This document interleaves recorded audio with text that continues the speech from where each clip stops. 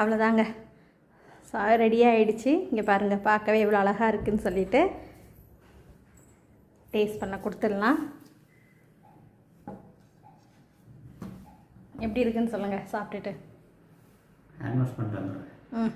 ரொம்ப நல்ல பையன். போ,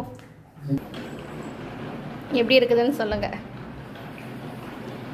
என்னதான் நம்ம வந்து வேர்த்து விறுவிறுத்து செஞ்சு சாப்பிட்டுட்டு ஹஸ்பண்ட் எப்படி இருக்குதுன்னு அந்த ஒரு வார்த்தை அதுக்காண்டி வெயிட் பண்ணிகிட்ருக்கேன்.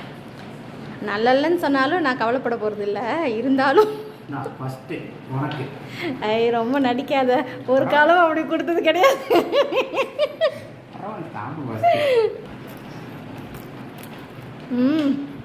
சூப்பராக இருக்கும்.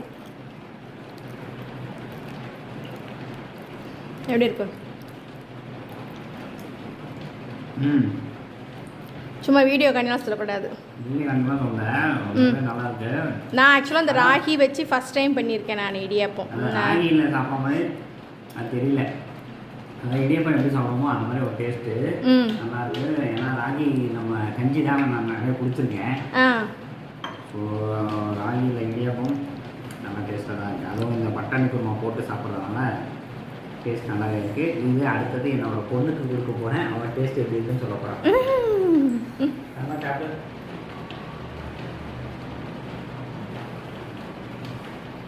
எப்படிமா இருக்கு?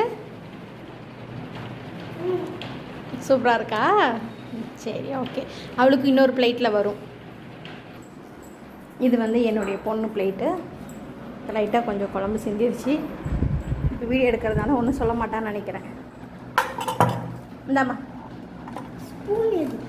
இதை மிக்ஸ் பண்ணி சாப்பிட்றதுக்கு. ஸோ நாங்கள் வந்து நல்லா இருக்குது, சாப்பிட்டு பார்த்துட்டோம். ஸோ நீங்களும் இந்த மாதிரி ட்ரை பண்ணி பாருங்கள். ட்ரை பண்ணி எப்படி இருக்குன்னு சொல்லி கமெண்ட் பாக்ஸில் கமெண்ட் சொல்லுங்கள். பாய், தேங்க்யூ ஸோ மச். பாய் சொல்லு லக்ஷனியா. சப்ஸ்கிரைப் பண்ணிடுங்க மறக்காமல். ஓகே, பாய்.